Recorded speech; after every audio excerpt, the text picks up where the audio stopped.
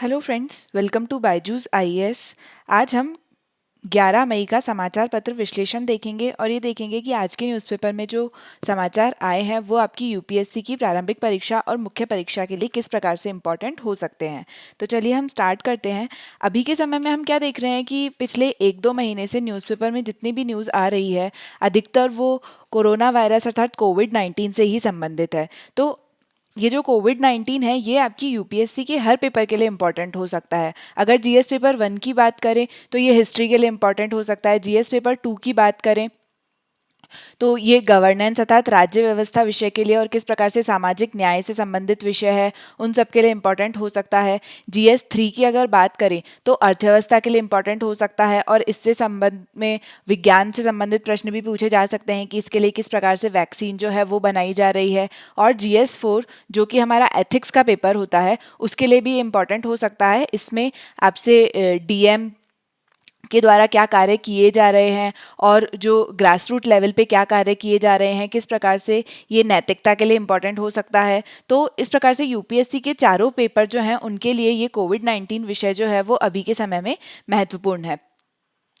हम सबसे पहले आज के न्यूज़ में देखेंगे पेज नंबर 6 पे जो एडिटोरियल आया है the trend shaping the post covid world. तो इसमें ये बताया है कि कोरोना वायरस के बाद का जो दुनिया होगी उसमें किस प्रकार से परिवर्तन जो है वो देखे जाएंगे। तो ये जो कोविड-19 है ये एक प्रकार से वैश्विक स्वास्थ्य संकट जो है वो बन गया है और इसके कारण जो पूरे विश्व भर में लॉकडाउन देखा जा रहा है उसके कारण आर्थिक संकट की स्थिति जो है वो भी देखी जा रही है।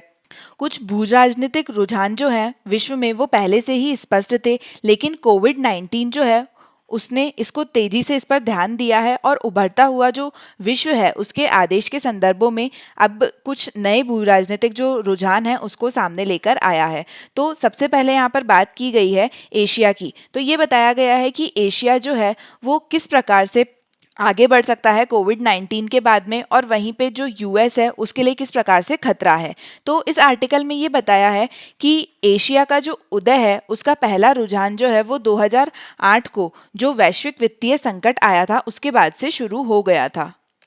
आर्थिक इतिहासकार जो हैं उन्होंने इसकी अनिवार्यता की ओर इशारा करते हुए कहा था कि 18वीं शताब्दी तक एशिया का जो जीडीपी है वो विश्व का आधा था।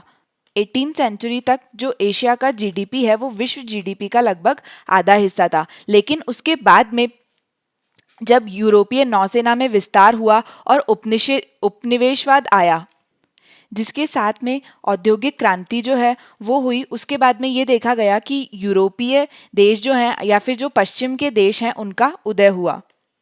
लेकिन अब के समय में ये जो असंतुलन था कि यूरोपीय देश जो हैं वो 18वीं शताब्दी के बाद में आगे निकल गए थे, वो 2008 के बाद से जो संतुलन है वो वापस बहाल हो रहा है। 2008 के वित्तीय संकट ने एशियाई अर्थव्यवस्थाओं के जो लचीलापन है उसको बढ़ाया था और आज भी जो आर्थिक पूर्वानुमान है वो ये संकेत देता है कि जो G20 देश हैं उनमें केवल चीन और भारत ऐसे देश हैं जो कि 2020 के दौरान आर्थिक वृद्धि दर्ज करने की संभावना जो है वो इन देशों में है। संयुक्त राज्य और यूरोप की तुलना में जो एशियाई देश हैं उनमें ये देखा गया कि महामारी से निपटने के लिए बेहतर प्रदर्शन किए गए। ये केवल चीन तक सीमित नहीं है बल्कि कई अन्य एशियाई देश हैं जिन्होंने अधिक जवाबदेही और अधिक प्रभावी राज्य क्षमता जो है वो अभी के महामारी के समय में दिखाई है, जैसे कि साउथ कोरिया, सिंगापुर। तो एशियाई देश जो हैं वो यूरोपीय और अमेरिकी देशों से और अमेरिका से अभी के समय में जो है वो बेहतर प्रदर्शन कर रहे हैं। वैश्विक व्यवस्था को आधार देने में सबसे आगे रहने वाली जो दूसरी प्रवृत्ति है वो अमेरिका की वापसी की रहेगी। अगर अमेरिका की बात की जाए तो प्रथम विश्व युद्ध के बाद में जब ट्रीटी ऑफ वर्सलिस हुई थी और लीग ऑफ नेशन बना और उसके बाद में द्वितीय विश्व युद्ध के बाद में जब संयुक्त राष्ट्र संघ बना और ब्रेटन वुड्स संस्थान जो है उनका निर्माण हुआ था, तो उसके बाद में शीत युद्ध के दौरान पश्चिम जो है वो दुनिया के नेतृत्व में आतंकवाद के खिलाफ खतरे के लिए, वैश्विक प्रतिक्रियाओं को ढालने के लिए, प्रसार के लिए और जलवायु परिवर्तन जो है उन सभी में जो अमेरिका है उसने एक प्रकार से निर्णायक भूमिका निभाई थी। लेकिन अभी का जो समय है उसमें ये देखा जा रहा है कि अमेरिका का जो अहंकार का रवैया है वो एक प्रकार से दुनिया में नाराजगी दिखा रहा है और हाल ही के वर्षों में ये अधिक स्पष्ट हो गया है। इस संबंध में अफगानिस्तान और ईरान को लेकर ये बोला गया कि अमेरिका के द्वारा अफगानिस्तान और इराक में जो हस्तक्षेप करके घरेलू राजनीतिक इच्छा शक्ति और संस्थानों को छीनने वाले दल जो हैं वो बनाए गए हैं। इस प्रकार की जो चिंता है ये अमेरिकी राष्ट्रपति जब बराक ओबामा थे उनके समय में महसूस की गई थी। बराक ओबामा के द्वारा लीडिंग फ्रॉम बिहाइंड जो है उसकी बात की गई थी। लीडिंग फ्रॉम बिहाइंड का मतलब है कि सामने आकर विभिन्न देशों की राजनीति में हस्तक्षेप नहीं करना बल्कि उन्हें पीछे से समर्थन करना। लेकिन उसके बाद में जब डोनाल्ड ट्रंप जो है उनके द्वारा अमेरिका पहले अर्थात अमेरिका फर्स्ट जो है उस नीति में इसे बदल दिया गया और मौजूदा संकट के दौरान दुर्लभ चिकित्सा उपकरणों, दवाओं की आपूर्ति और अमेरिका द्वारा संबद्ध राज्यों में अनुसंधान और विकास में लगी बायोटेक जो कंपनियां हैं उनका अधिग्रहण करने के अमेरिका का जो प्रयास है उससे ये पता लगता है कि ये जो प्रयास हैं ये अमेरिका फर्स्ट के नहीं है बल्कि ओनली अमेरिका अर्थात अकेले अमेरिका की ओर अमेरिका को ले जाएंगे। इसके अलावा यहाँ तक कि जब जो देश हैं वो यूएस के नेतृत्व में विश्वास खो रहे हैं तो महामारी के लिए घर बन चुका जो यूएस है उसकी जो तीखी प्रतिक्रिया देखी गई वो ये दर्शाती है कि देश में अमेरिका की जो क्षमता है उसमें भी विश्वास खो रहा है। मतलब ऐसा नहीं है कि अमेरिका की जो नीतियां हैं उसमें तो विश्वास खो ही रहे हैं लेकिन अमेरिका की जो क्षमता है उसमें भी विश्व जो है अपना विश्वास खो रहा है क्योंकि ये जो महामारी है उससे लड़ने में सक्षम नहीं हो पा रहा है अमेरिका। अमेरिका अभी भी सबसे बड़ी अर्थव्यवस्था और सबसे बड़ी सैन्य शक्ति जो है वो बना हुआ है लेकिन नेतृत्व करने की इच्छा शक्ति और जो क्षमता है वो खो रहा है। तो यहाँ पे हमने अमेरिका की बात करी। इसके बाद में अगर हम यूरोप की बात करें, इंट्रा यूरोपीय विखंडन कोविड-19 के बाद का जो विश्व होगा उसकी तीसरी जो प्रवृत्ति है वो यूरोपीय यूनियन की पूर्व यूरोपीय राज्यों को शामिल करने के लिए सदस्यता के विस्तार से उत्पन्न जो आंतरिक चुनौतियां हैं उसके साथ में जारी रहने की है। यूरोजोन के सदस्यों के बीच में वित्तीय संकट का प्रभाव और जो अभी ब्रेग्जिट वार्ता चल रही है वो जारी रहेगा। पुराने यूरोप और नए यूरोप के बीच में खतरे से संबंधित जो धारणाएं हैं वो बदलती रहेगी जिससे कि राजनीतिक मामलों पर समझौते पर पहुंचने में तेजी लाना मुश्किल है और इसके साथ ही रूस और चीन के साथ में जो संबंध है वो भी इसे प्रभावित कर सकते हैं। ट्रांस अटलांटिक विभाजन जो है वो एक अंतर यूरोपीय दरार को बढ़ा रहा है।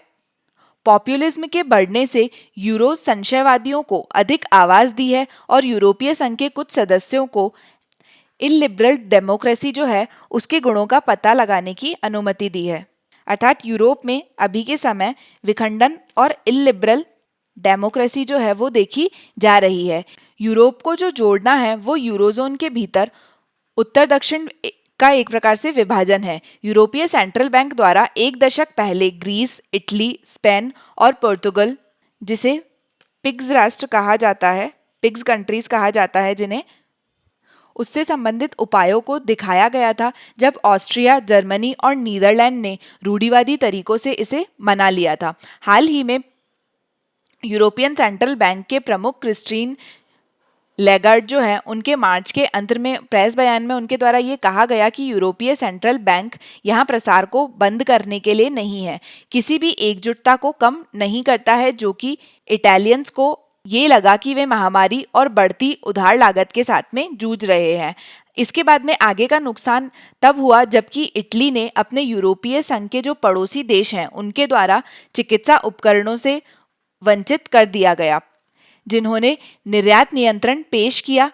अर्थात जो इटली है जहाँ पे महामारी जो है बहुत ज़्यादा देखी गई थी वहाँ पे इटली के द्वारा ये देखा गया कि महामारी बढ़ने के बाद में इटली के द्वारा जो पड़ोसी देश हैं उनको जो चिकित्सा उपकरण है उनका निर्यात करना बंद कर दिया, जिसके कारण क्या हुआ कि चीन की चिकित्सकीय टीम और जो महत्वपूर्ण चीज़ें हैं उसकी आपूर्ति चीन के द्वारा की गई यूरोप के उन देशों में। यूरोपीय संघ को माल, सेवाओं, पूंजी और लोगों की मुफ्त आवाजाही की सीमा को फिर से तलाशने की अभी आवश्यकता है जो कि साझा संप्रभुता की यूरोपीय जो प्रयोग है उसका एक अंतर्निहित विषय है। तो इस प्रकार से हमने देखा कि कोविड-19 के बाद का जो वर्ष बाद का जो विश्व होगा उसमें यूरोपीय विखंडन जो है वो देखा जा सकता है। इसके बाद में है चीन को लेकर, ये बोला जा रहा है कि इसके बाद में चीन का जो उदय है वो होगा।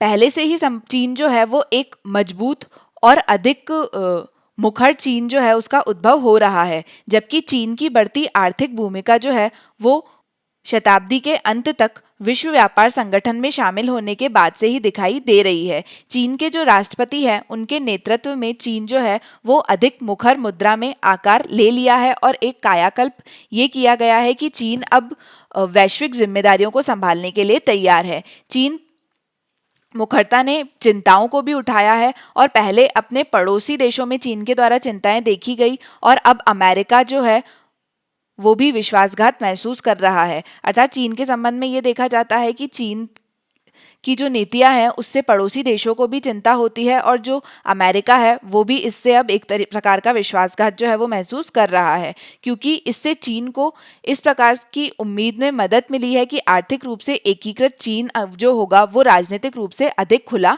हो जाएगा। हाल ही के वर्षों में अमेरिका चीन जो संबंध सहयोग से प्रतिस्पर्धा की ओर बढ़ रहे हैं। मतलब पहले अमेरिका और चीन आपस में सहयोग करते थे, लेकिन अब इन दोनों देशों के बीच में प्रतिस्पर्धा हो रही है और व्यापार और प्रौद्योगिकी संबंधित जो युद्ध हैं वो बढ़ रहे हैं और इनमें आपस में तेजी से टकराव हो रहा है।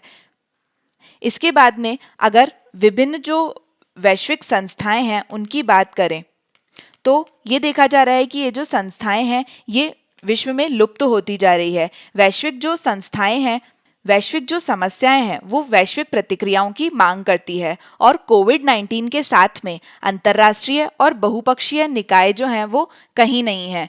विश्व स्वास्थ्य संगठन अर्थात वर्ल्ड हेल्थ ऑर्गेनाइजेशन जो है वो स्वास्थ्य संकट के खिलाफ वैश्विक प्रयासों का नेतृत्व करने वाला एक प्राकृतिक उम्मीदवार है। अर्थात वर्ल्ड हेल्थ ऑर्गेनाइजेशन जो है वो स्वास्थ्य से संबंधित जो संकट होते हैं उनकी देखरेख करता है। लेकिन ये देखा गया है कि अभी के समय में जो वर्ल्ड हेल्थ ऑर्गेनाइजेशन है वो एक प्रकार से राजनीति की चपेट में आ गया है। वर्ल्ड हेल्थ ऑर्गेनाइजेशन पे आरोप लगाए जा रहे हैं कि वो चीन की साइड ले रहे हैं। इसके अलावा चीनी प्रयासों के अपने शुरुआती समर्थन में इसे रक्षात्मक बना दिया है, क्योंकि अमेरिका जो है वो एक चीनी बायोटेक लैब पर ये जो प्रकोप है कोविड-19 का इसको फैलाने का आरोप लगा रहा है और बीजिंग पर यह आरोप लगाया जा रहा है कि उनके द्वारा शुरुआती जानकारी जो है वो स्पष्ट रूप से नहीं दी गई, जिससे जो प्रसार है वो बहुत ज़्यादा बढ़ गया। इसके अलावा जो यूनाइटेड नेशन सिक्योरिटी काउंसिल अर्थात संयुक्त राष्ट्र सुरक्षा परिषद है या फिर G7 कंट्रीज है या फिर जो G20 कंट्री है, जो कि 2008 का जो वित्तीय संकट आया था उसके बाद में वैश्विक प्रतिक्रिया के रूप में सामने आई थी, इनके संबंध में ये देखा जा रहा है कि ये अभी के समय में एक तरह से पैरालाइज हो गई है। जब 1929 में जो आर्थिक संकट आया था उसके बाद की सबसे बड़ी जो मंदी है वो अभी देखी जा रही है और उस समय में ये जो संस्थाएं हैं ये पैरालाइज हो गई है और ये कोई कार्य नहीं कर पा रही है। अभी वास्तविकता ये है कि इन संस्थानों को हमेशा बड़ी शक्ति की राजनीति के अधीन किया गया है। हमेशा ये देखा जाता है कि ये इस प्रकार के जो बड़े संस्थान हैं ये एक बड़ी जो शक्ति होती है, जो महाशक्ति होती है, उसकी जो राजनीति होती है उससे संबंधित होते हैं। शीत युद्ध के दौरान यूएस और सोवियत प्रतिद्वंद्विता ने कई संवेदनशील मुद्दों पर यूएनएससी अर्थात यूएन सिक्योरिटी काउंसिल को अवरुद्ध कर दिया और अब प्रमुख शक्ति प्रतिद्वंद्विता के साथ में खुद को फिर से एक तरह से पैरालाइज जो है वो पाया है। वर्ल्ड हेल्थ ऑर्गेनाइजेशन जैसी जो एजेंसी है उसने दशकों से अपनी जो स्वायत्तता है उसे खो दिया है।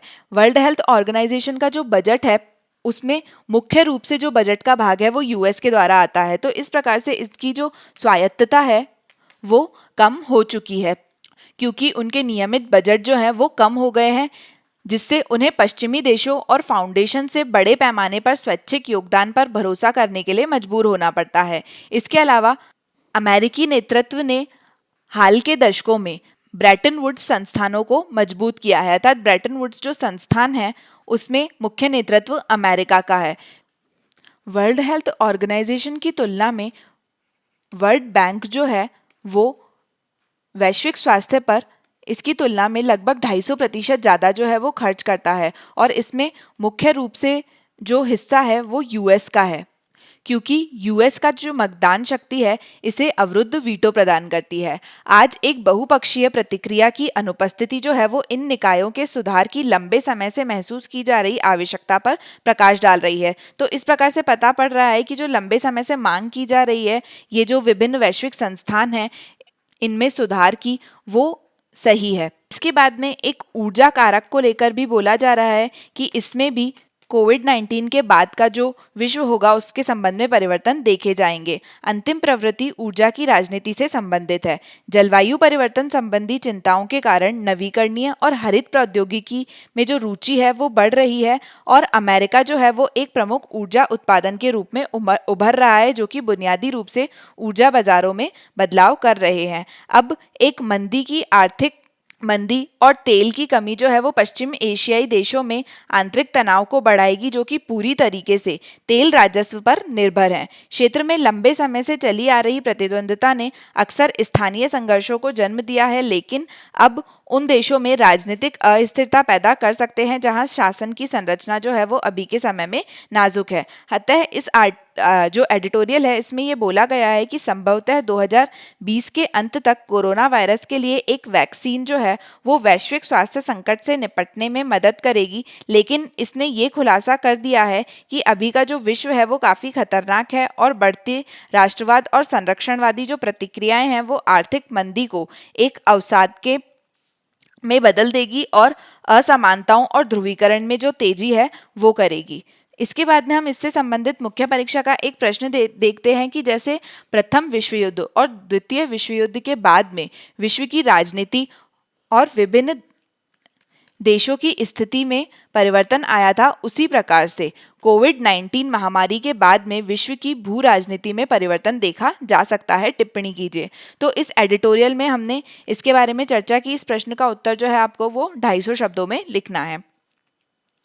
इसके बाद में पेज नंबर 6 पर एक और एडिटोरियल प्रकाशित हुआ है, कमिंग टू टर्म्स। तो इसमें यह बताया गया है कि किस प्रकार से जो कोविड-19 है उसका कम्युनिटी ट्रांजिशन अर्थात जो सामुदायिक प्रसारण है वो देखा जा रहा है, लेकिन जो सरकार है वो इस बात को नहीं मान रही है और उस संबंध में जो निर्णय है, जो दिशा निर्देश है वो नहीं दिए जा रहे हैं। 28 मार्च की शुरुआत में जो स्वास्थ्य मंत्रालय है उनके द्वारा ये स्वीकार किया गया था कि भारत में कोरोना वायरस का एक सीमित सामुदायिक प्रसारण हो रहा है, जिसके बाद में 9 अप्रैल को आईसीएमआर और स्वास्थ्य मंत्रालय के जो शोधकर्ता हैं उनमें से कुछ के द्वारा कोविड-19 के लिए एक राष्ट्रीय टास्क फोर्स के सदस्य के रूप में कार्य किया गया और उनके द्वारा एक जनरल पेश किया गया और उसमें ये बताया कि 15 राज्यों में करीब 36 जिले ऐसे हैं जिसमें सामुदायिक प्रसारण का जो प्रभाव है उसका सुझाव दिया जा रहा है। ये बोला गया कि गंभीर तीव्र श्वसन संक्रमण के लिए अस्पताल में भर्ती जो मरीज हैं उनके बीच में टास्क फोर्स द्वारा जो किया गया एक सामुदायिक संचरण के लिए प्रहरी निगरानी है, उसमें ये पाया गया इसके अंतर्गत कि 102 जो कुल केस थे उनमें से 40 केस हैं, उनमें ये पाया गया कि जो वायरस है जिनका जो टेस्ट है वो पॉजिटिव आया, सकारात्मक परीक्षण आया, लेकिन उनका कोई भी यात्रा इतिहास नहीं था और किसी भी ज्ञात सकारात्मक मामले से उनका संपर्क नहीं था। अर्थात कम्युनिटी ट्रांजिशन का मतलब क्या होता है कि वो ट्रांजिशन जब जो संपर्क है उसका पता नहीं लगता है कि किस व्यक्ति से आपको संक्रमण हुआ है। तो जब इसकी टीम के द्वारा परीक्षण किया गया तो उनमें ये पाया गया कि 102 मामलों में से कुल 40 मामले ऐसे थे जिनमें जो कांटेक्ट है उसके बारे में नहीं पता लगा कि इन लोगों को जो कोविड-19 पॉजिटिव आए हैं ये संक्रमण कहाँ से हुआ, जबकि एक्सपोजर का डाटा था 1 और 59 लगभग ऐसे तीव्र श्वसन संक्रमण संबंधी रोगियों के लिए उपलब्ध नहीं था। अर्थात 59 रोगी ऐसे थे जिनके लिए इस संबंध का जो डाटा है उसके बारे में पता ही नहीं लगा। फिर भी आईसीएमआर ने लगातार ये कहा है कि वायरस जो है वो समुदाय में नहीं फैल रहा है। आईसीएमआर द्वारा ये कहा जा रहा है कि इस वायरस का सामुदायिक प्रसारण जो है वो नहीं हो रहा है, जबकि जो परीक्षण किए गए उनसे ये पता लगता है कि करीब 15 राज्यों के 36 जिले ऐसे हैं जहां पर ये सामुदायिक प्रसारण जो है वो हो रहा है। 5 मई को जब राष्ट्रव्यापी मामलों की कुल संख्या जो है 47,000 के करीब थी, तब भी स्वास्थ्य मंत्री ने कहा था कि भारत में जो वायरस फैल रहा है वो अभी तीसरी स्टेज में अर्थात कम्युनिटी ट्रांजिशन की स्टेज में नहीं पहुंचा है। हालांकि यात्रा के इतिहास वाले लोगों द्वारा स्थानीय प्रसारण की घोषणा करने में कोई संदेह नहीं किया गया। सरकार सामुदायिक प्रसारण को स्वीकार करने में बेहद संकोच कर रही है। लेकिन अभी आश्चर्य की बात यह है कि जब मामलों की संख्या 63,500 के पार पहुंच गई है, तभी भी सरकार के द्वारा इसके सामुदायिक प्रसारण जो है उसे स्वीकार नहीं किया जा रहा है। और वहीं पे अगर यूएस की बात करें तो यूएस में मामलों की संख्या जब सिर्फ 60 थी, तभी उनके द्वारा ये पुष्टि कर दी गई थी कि यात्रा इतिहास के मामले जो पॉजिटिव आए हैं, उनके बाद भी ही कैलिफोर्निया में जो समुदाय संक्रमण है वो फैल रहा है। एक कारण ये है कि भारत ने इस बात की पुष्टि करने से इनकार कर दिया है कि जल्द ही फैले हुए समुदाय को परीक्षण का विस्तार करने की मजबूरी जो है वो हो सकती है, कि अगर भारत के द्वारा कम्युनिटी ट्रांजिशन जो है उसे एक्सेप्ट कर लिया जाता है कि भारत में कम्युनिटी ट्रांजिशन होगा, तो उसके बाद में क्या होगा कि उनके जांच की संख्या जो है वो बढ़ानी पड़ेगी। और हमारे पास में अभी इतनी व्यवस्था उपलब्ध नहीं है, प्रारंभ में इतनी व्यवस्था उपलब्ध नहीं थी कि जो जांच है उसकी संख्या को बढ़ाया जा सके। इस पृष्ठभूमि के खिलाफ 75 हॉटस्पॉट जिलों में एक अध्ययन शुरू करने का नवीनतम निर्णय सामुदायिक प्रसार की पुष्टि करने और ये पता लगाने के लिए है कि पहले से ही वायरस के संपर्क में आने वाले समुदाय का अनुपात जो है वो उत्साहजनक है। विश्वसनीय रैपिड एंटीबॉडी परीक्षणों की अनुपलब्धता के कारण अध्ययन में लगभग 1 महीने की देरी हुई है। तेजी से एंटीबॉडी परीक्षण की अविश्वसनीयता के कारण सरकार संक्रमण की जांच करने के लिए एलिसा परीक्षण का अब उपयोग करेगी।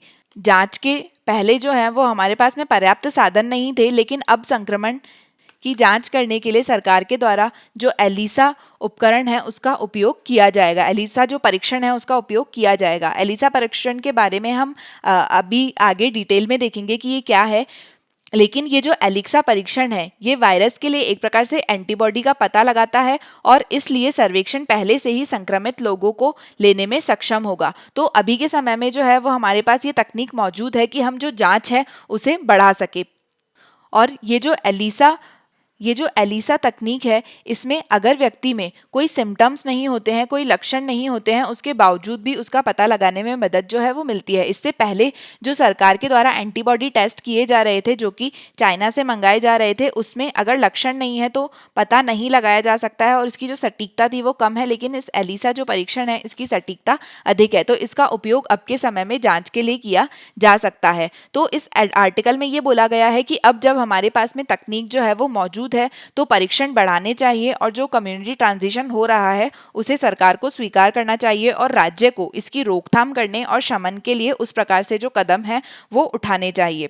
अगली जो न्यूज़ है पेज नंबर 7 पर एक एडिटोरियल आया है, रिस्पॉन्डिंग टू कोविड-19 एट ग्रास रूट। तो इसमें ये बताया गया है कि किस प्रकार से इसमें केरला, कर्नाटक जो है उसके बारे में बताया गया है कि किस प्रकार से इनके द्वारा जो ग्रास रूट लेवल पर अर्थात पंचायती राज लेवल पर विकेंद्रीकरण के आधार पर जो है कोविड-19 से लड़ा जा रहा है।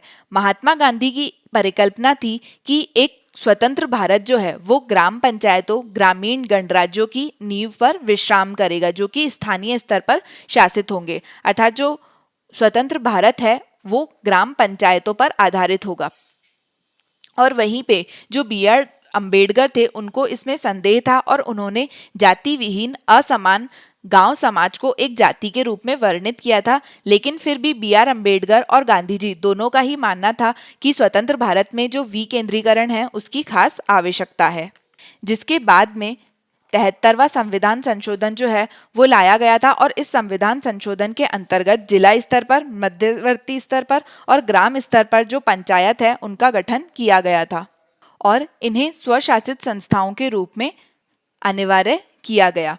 और सामाजिक न्याय और आर्थिक विकास के लिए जो कार्यक्रम चलाए जाएंगे और जो योजनाएं बनाई जाएगी उन्हें लागू करने के संबंध में और उससे संबंधित जो शक्ति और जो जिम्मेदारियां हैं वो इन पंचायतों को दी गई।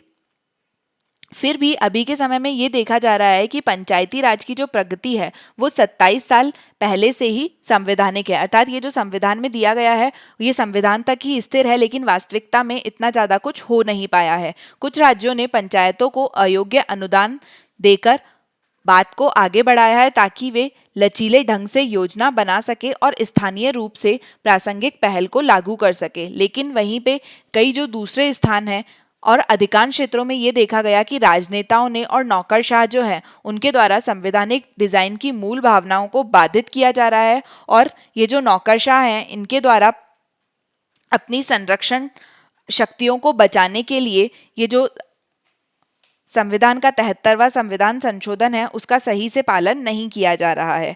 तो अगर हम इस विकेंद्रीकरण की कोविड-19 के संबंध में चर्चा करें तो अतीत में जब महामारियां आई थी जिसने आबादी जो है उसको अलग तो किया ही था, लेकिन उसके साथ में शासन की जो धारणा है उसमें भी बदलाव किया था। अगर हम इतिहास की बात करें तो 15वीं शताब्दी में जब प्लेग आया था तो उस समय ये देखा गया था यहाँ पर यूरोप और इंग्लैंड में काफ़ी ज़्यादा मृत्यु हुई थी उस प्लेग के बाद में। और उसके बाद में ये देखा गया कि जो पोप की राजनीतिक स्थिति है उसे कम कर दिया गया। मतलब पहले जो पोप था वो राजनीतिक रूप से महत्वपूर्ण था, लेकिन इस महामारी के बाद में ये देखा गया कि शासन जो है उसमें परिवर्तन हुआ और पोप की जो राजनीतिक स्थिति है वो कम हो गई। तो अभी अगर हम कोरोना वायरस की बात करें तो क्या कोरोना वायरस जो संकट है वो स्थानीय सरकारों में अधिक विश्वास की प्रतिक्रिया को गति प्रदान करेगा या फिर इससे केंद्रीकरण होगा? अर्थात दो प्रश्न होते हैं कि जो ये कोविड-19 है ये विकेंद्रीकरण को बढ़ावा देगा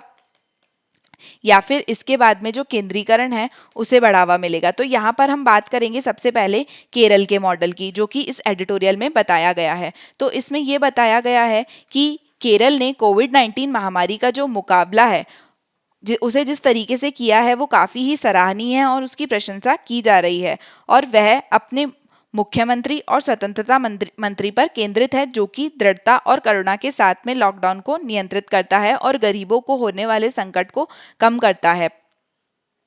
इसके अलावा जहां पर ये केंद्र में जो मुख्यमंत्री और स्वास्थ्य मंत्री है उस पर आधारित था, लेकिन उसके साथ ही जो केरल में पंचायतें हैं वह भी काफ़ी सशक्त हैं। केरल जो है वहाँ पे इस प्रकार की जो सशक्त पंचायत है उनकी शुरुआत हुई है और भारत के किसी भी राज्य में केरल जितनी जो है पंचायत अनुकूल राजकोषीय प्रणाली नहीं है। केरल का जो लगभग 1/3 योजनाएं हैं वो पंचायतों की लचीली विकास और रखरखाव नीति के रूप में दी गई है। और ये एक ऐसी नीति है जिसे सरकार तब भी पालन करती है जब तक कि यह पुरानी राजकोषीय तनाव से ग्रस्त नहीं हो जाती है। इसके अलावा केरल में जो कुटुंबश्री प्रणाली देखी जाती है, जो कि महिलाओं को स्वतंत्र सहायता समूहों और उनके संघों को बनाने के लिए प्रोत्साहित करती है। अर्थात ये जो कुटुंबश्री प्रणाली है ये महिलाओं के स्वतंत्र सहायता समूह अर्थात सेल्फ हेल्प ग्रुप से संबंधित है केरल में। तो प्रारंभिक परीक्षा में आपसे इस संबंध में प्रश्न पूछा जा सकता है। ये जो कुटुंबश्री प्रणाली है ये पंचायतों के लिए संगठित नागरिक समाज के प्रतिपक्ष जो है उसके रूप में भी कार्य करती है और उनका सहयोग करती है, और फिर भी अपने प्रदर्शन के लिए ये अपना जो उत्तरार्ध है उसका ध्यान रखती है। कुटुंबश्री जो महिला नेताएं हैं उनके लिए एक प्रभावी इंक्यूबेटर भी रही है, जिन्होंने तब राजनीतिक क्षेत्र में कदम रखा था जब पंचायतों में चुनी गई जो सभी महिलाएं हैं उसमें से 65% कुटुंबश्री सदस्य थी। अर्थात केरल में ये देखा जाता है कि कुटुंबश्री प्रणाली के अंतर्गत जो सेल्फ हेल्प ग्रुप होते हैं महिलाओं के, उनके द्वारा जो है वो पंचायतों में कदम रखा जाता है और पंचायतों में उनके द्वारा कार्य किया जाता है। केरल की जो पंचायत है वो कोविड-19 तैयार थी क्योंकि सालों पहले ही उनके द्वारा पुराने कमजोर और हाशिए के जो लोग हैं उनकी देखभाल के रूप में कदम उठाया गया था। अर्थात केरल की जो पंचायत है वो इस कोविड-19 के लिए पहले से ही तैयार थी। आश्रय कार्यक्रम के माध्यम से निराश्रितों को ये पंचायत जो है वो पहले भी भोजन कराती थी और बर्ड्स स्कूलों के माध्यम से मानसिक और शारीरिक रूप से जो विकलांग लोग हैं उनके लिए इनके द्वारा पहले से मुफ्त डे केयर सेंटर जो है वो चलाए जाते थे। ये ऐसी पहले हैं जिनमें सरकार ने बाद में भाग लिया था, लेकिन ये पहले स्वयं पंचायतों के द्वारा किया जाता था। अर्थात जो केरल की पंचायत है वो इतनी सशक्त है कि उनके द्वारा ये जो कार्य है ये पहले से ही किया जा रहा था। लेकिन कोविड-19 के बाद में जो लोग प्रभावित हुए उनकी सहायता करना इन पंचायतों के द्वारा आसान था। वहीं पे अगर कर्नाटक की बात की जाए तो कर्नाटक में एक पुनरुद्धार की स्थिति जो है वो देखी गई। कर्नाटक जो है वो स्थानीय सरकारों को मजबूत करने के लिए अधिकांश राज्यों में स्टार्ट स्टॉप दृष्टिकोण जो है उसे बढ़ाता है, अर्थात कभी तो इनके द्वारा ज़्यादा कार्य किया जाता है, कभी कम कार्य किया जाता है। राजनीतिक कारणों से जो विभिन्न राजनेता हैं उन्होंने ऐसे कानून पारित किए हैं जो कि लोकतांत्रिक विकेंद्रीकरण के लिए एक शक्तिशाली ढांचा जो है वो तो तैयार करते हैं, अर्थात ढांचा जो है वो तो तैयार है कर्नाटक में विकेंद्रीकरण के संबंध में, लेकिन व्यवहार में पंचायतों को प्रतिबंधित वित्त और प्रशासनिक नियंत्रण और समानांतर संरचनाओं के माध्यम से बांधा गया है, अर्थात वास्तव में जो है उन्हें वित्त जो है वो ढंग से प्राप्त नहीं होते हैं और इन पे काफ़ी ज़्यादा प्रशासनिक नियंत्रण जो है वो स्थिति देखी जाती है, जो कि निर्वाचित पंचायत निकाय के बजाय अपने लाइन विभागों के प्रति अधिक निष्ठा रखते हैं। अधिकांश नौकरशाह जो है वो इस विचलन का समर्थन करते हैं और इसे लागू करते हैं, लेकिन फिर भी आज के समय में राज्य जो है वो व्यवहार में पंचायती राज के पुनरुत्थान का गवाह बना है। कर्नाटक में ये देखा गया कि ऐसी स्थिति होने के बाद भी अभी की जो समय है उसमें इस पंचायतों का पुनरुद्धार जो है वो किया गया। पहला ये किया गया कि पंचायतों के सहयोग और समर्थन के बिना प्रभावी ढंग से राज्य में तालाबंदी को लागू करना जो है वो असंभव था, और दूसरा, तालाबंदी ने भी सरकार के हाथ बांध दिए थे और सरकार की केवल जो आवश्यक सेवाएं थी जैसे कि पुलिस, स्वास्थ्य विभाग, भौतिक प्रबंधनों के बिना अगर कार्य कर रहे हैं, और अन्य सभी विभागीय कर्मचारियों ने गाँव की यात्रा करना, निर्देश देना और उनके कार्यक्रमों और योजनाओं की निगरानी करना जो है वो बंद कर दिया है। तो ऐसे समय में पंचायत थी जिनके द्वारा इस संबंध में अच्छा योगदान दिया गया। शासन जो है वो रिक्तता का हनन करता है और यही लोकतांत्रिक विकेंद्रीकरण के पुनरुत्थान का संकेत दे रहा है, क्योंकि लॉकिन के वरिष्ठ अधिकारी जो हैं वो अपने अग्रिम पंक्ति में कर्मचारियों की देखभाल नहीं कर सकते, इसलिए पंचायतों ने इसमें कदम रखा और कार्यभार संभाला। कर्नाटक में लगभग सभी पंचायतों ने एक औपचारिक प्रस्ताव पारित किया कि उनके क्षेत्रों में कोई भी भूखा नहीं रहेगा। तो इस प्रकार से ये देखा गया कि कुछ जिलों में पंचायत स्तरीय टास्क फोर्स जो है वो बनाई गई, जो कि सप्ताह में 2 बार मिलती है, और प्राथमिक स्वास्थ्य केंद्र चिकित्सक उसमें होते हैं, सहायता नर्स दाइयाँ उसमें होती है, मान्यता प्राप्त सामाजिक स्वास्थ्य कार्यकर्ता जो होते हैं वो उस टास्क का हिस्सा होते हैं, जिसमें सभी निर्वाचित प्रतिनिधि और स्वास्थ्य स्तर के जो कर्मचारी हैं वो भाग लेते हैं। कोविड-19 से संबंधित प्रबंधन पर निर्णय लिया गया इनके द्वारा, जैसे कि उसमें तालाबंदी, कीटाणु शोधन को लागू करना, लोगों को भोजन प्रदान करना, उनकी आवश्यकताओं का ध्यान रखना, ये सभी कार्य ग्राम स्तर पर पंचायतों के द्वारा कर्नाटक में करना प्रारंभ किया गया। तो यहाँ पर हमने देखा कि किस प्रकार से जो विकेंद्रीकरण है वो कोविड-19 के संबंध में कार्य करने में महत्वपूर्ण रहा। इसके बाद में हमारी जो अगली न्यूज़ है वो पेज नंबर 5 पर प्रकाशित हुई है, tying up with today's to keep the virus at bay. तो यहाँ पे टोडाज की बात की गई है। टोडा जो है वो एक जनजाति है, तो हम यहाँ पर टोडा जनजाति के बारे में देखते हैं। टोडा जनजाति जो है उसके लोग तमिलनाडु की एकांत नीलगिरी पठार पर रहते हैं। तो आपको ये जगह जो है वो ध्यान होनी चाहिए। ये टोडा भाषा जो है वो बोलते हैं। ये जो टोडा भाषा है ये कन्नड़ भाषा से संबंधित है। तो आपको ये बात ध्यान रखनी है कि ये जो टोडा है ये जनजाति तो तमिलनाडु की है, लेकिन इनकी जो भाषा है वो कन्नड़ भाषा से संबंधित है, अर्थात कर्नाटक की जो भाषा है कन्नड़ भाषा उससे संबंधित है। ये कन्नड़ भाषा जो है वो एक द्रविड़ भाषा है। इसके अलावा नीलगिरी की जो पर्वतमाला है वो भारत की कुछ विशिष्ट आदिम जनजातियों का निवास स्थान है। नीलगिरी में टोडा के अलावा बडागा और कोटा जो है वो यहाँ की प्रमुख जनजाति है। टोडा जनजाति जो है उसकी मुख्य 2 इकाइयाँ हैं, तेवाल्याल और टर्थारोल। तो इस प्रकार से इस न्यूज़ में ये बताया गया है कि जो टोडा जनजाति है जो कि मुख्य रूप से जो पशुपालन है उस पर आधारित थी, लेकिन अभी के समय में जब पूरी लॉकडाउन की स्थिति देखी जा रही है तो इनके द्वारा जो है वो विशिष्ट प्रकार के मास्क बनाए जा रहे हैं। तो इससे संबंधित हम प्रारंभिक परीक्षा का प्रश्न देखते हैं कि ये जो टोडा जनजाति है किस राज्य से संबंधित है, मध्य प्रदेश, तमिलनाडु, मणिपुर या छत्तीसगढ़। तो इसका सही आंसर है बी, तमिलनाडु। इसके बाद में हमारी अगली न्यूज़ है जो कि पेज नंबर 10 पर प्रकाशित हुई है, NIV develop test to detect antibodies. तो NIV अर्थात national institute of virology Pune जो है उनके द्वारा एक प्रतिरक्षा विज्ञानी परख अर्थात एलिसा एंजाइम लिंक्ड इम्यूनोसॉर्बेंट ऐसे ये विकसित किया गया है।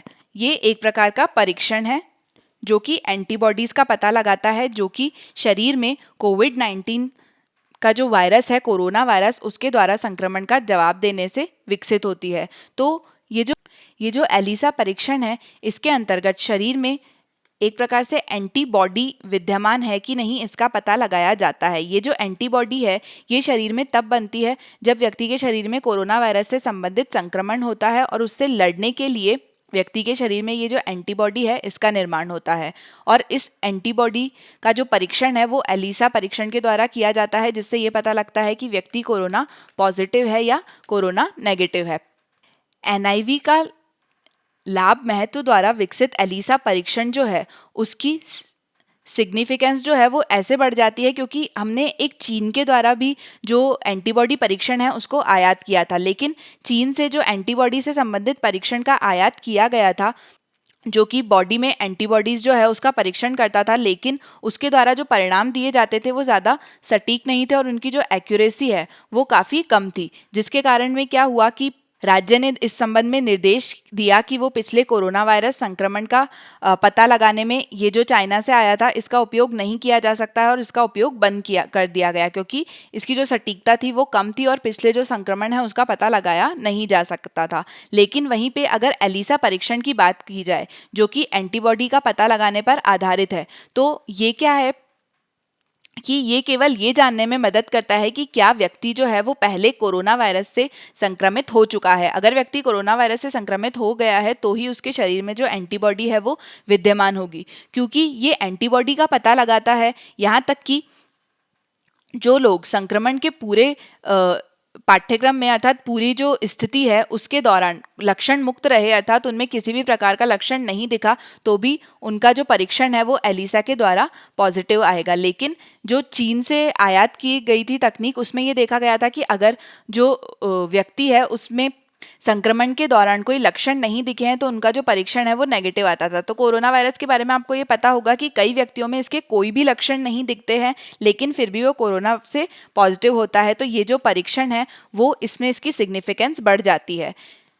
जो RT-PCR है जिसके द्वारा अभी टेस्ट किया जा रहा है, RT-PCR जो है जो मुख्य रूप से परीक्षण किया जा रहा है कोरोना वायरस का, इसमें ये कोरोना वायरस के RNA का पता लगाता है और वर्तमान संक्रमण का पता लगाने में सक्षम बनाता है। अर्थात इससे क्या होता है, ये पता लगता है कि वर्तमान में जो व्यक्ति है वो संक्रमित है या नहीं है। ये तब उपयोगी नहीं होगा जब परीक्षण जो है वो संक्रमण के दिनों के बाद किया जाता है। मतलब मान लीजिए कि कोई व्यक्ति है ए, उसमें कोरोना वायरस जो है वो है, उसका संक्रमण जो है उसमें देखा गया, तब उसका अगर RT-PCR द्वारा टेस्ट किया जाता है तो वो पॉजिटिव आता है क्योंकि वो वर्तमान संक्रमण का पता लगाता है। लेकिन मान लीजिए कि 14 दिन के बाद में या फिर 30 दिन के बाद में जो व्यक्ति है उसका उपचार हो गया, लेकिन उसके बाद में अगर इसका RT-PCR टेस्ट किया जाता है तो वो नेगेटिव आता है। लेकिन अगर उस व्यक्ति का एलिसा परीक्षण से टेस्ट किया जाता है तो वो पॉजिटिव आएगा क्योंकि उसको पहले जो है वो वायरस हो चुका है, भले से वो अभी प्रभावी स्थिति में नहीं है। तो हालांकि कोरोना वायरस संक्रमण के जवाब में जो विकसित एंटीबॉडी है वो लंबे समय तक रक्त में मौजूद रहेगी, इसलिए एलिसा परीक्षण जो है वो पिछले परीक्षण का पता लगाने में मदद करेगा। तो इस प्रकार से NIV के द्वारा ये जो एलिसा परीक्षण बनाया गया है ये पिछले संक्रमण का पता लगाने में उपयोगी है और इसका उपयोग जो है वो किया जा सकता है अगर कम्युनिटी ट्रांजिशन जो है उसकी स्थिति देश में देखी जाती है। इससे संबंधित हम प्रारंभिक परीक्षा का प्रश्न देखते हैं। ये जो प्रश्न है ये UPSC की परीक्षा में पहले पूछा जा चुका है। विकसित लेजर इंटरफेरोमीटर स्पेस एंटीना जो है जिसे एलिसा परियोजना है, इसका उद्देश्य क्या है। तो ये एलिसा अलग है और हमने अभी यहाँ पे जो एलिसा की बात करी ये एलिसा अलग है। तो आपको यहाँ पे ध्यान देना है कि वो एलिसा जो है वो कोविड-19 के परीक्षण से संबंधित है और ये जो है इसका सही उत्तर है बी, ये गुरुत्वाकर्षण तरंगों का पता लगाने से संबंधित परियोजना है। इसके बाद में हम अगली न्यूज़ देखते हैं। अगली न्यूज़ जो है वो पेज नंबर 14 पर प्रकाशित हुई है।